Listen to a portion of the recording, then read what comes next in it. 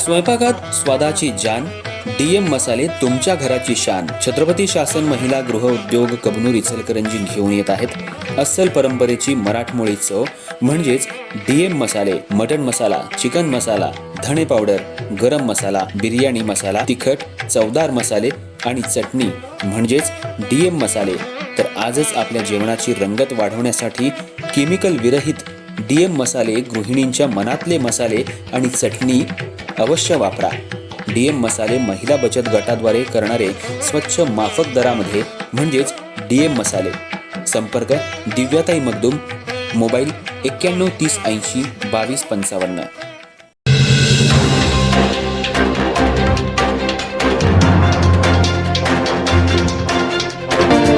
इचलकरंजी शहरातील शेळकेमळा ते पंचगंगा नदी जॅकवेलकडे जाणाऱ्या रस्त्यावर बेकायदेशीर गांजा बाळगल्याप्रकरणी तिघांविरोधात शिवाजीनगर पोलीस ठाण्यात गुन्हा दाखल करण्यात आला असून आज त्यांना न्यायालयात हजर केलं असता 2 दिवसांची पोलीस कोठडी सुनावण्यात आली.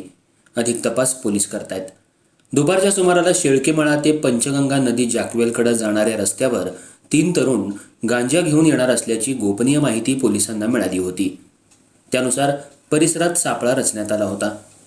दुपारी 2:30 वाजण्याच्या सुमाराला सारंग खंडू भोसले व 21 राहणार गुलमोहर कॉलनी, कुपवाड रोड, जिल्हा सांगली, अभय दिगंबर धुमाळे व 21 राहणार बावणे गल्ली, इचलकरंजी आणि रफिक नदाफ राहणार बोरगाव, कर्नाटक हे तिघे परिसरात संशयास्पदरित्या फिरताना दिसून आले. त्यानंतर पोलिसांनी त्यांना ताब्यात घेऊन अंगझडती घेतल्यावर त्यांच्याकडे मोठ्या प्रमाणात गांजा आढळून आल्यानं त्यांच्यावर गुंगीकारक औषधद्रव्य आणि मनोव्यापारावर परिणाम करणारे पदार्थ अधिनियम अंतर्गत गुन्हा दाखल करण्यात आला.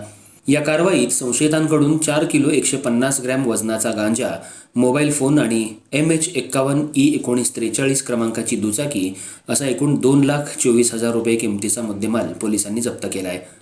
दरम्यान सारंग खंडू भोसले आणि अभय दिगंबर धुमाळे या दोघांना पोलिसांना पकडण्यात यश आलं असून आज त्यांना न्यायालयात हजर केलं असता न्यायालयानं 2 दिवसांची पोलीस कोठडी सुनावली. यातील तिसरा संशयित आरोपी रफिक नदाफ हा फरार आहे. या प्रकरणी अधिक तपास पोलीस उपनिरीक्षक प्रवीण साने करतायत. इचलकरंजी परिसरात अंमली पदार्थांविरोधात पोलिसांकडून सातत्यानं कारवाई केली जात असून या कारवाईमुळे गुन्हेगारीला आळा बसायला मदत होणार असल्याचं मत व्यक्त होत आहे.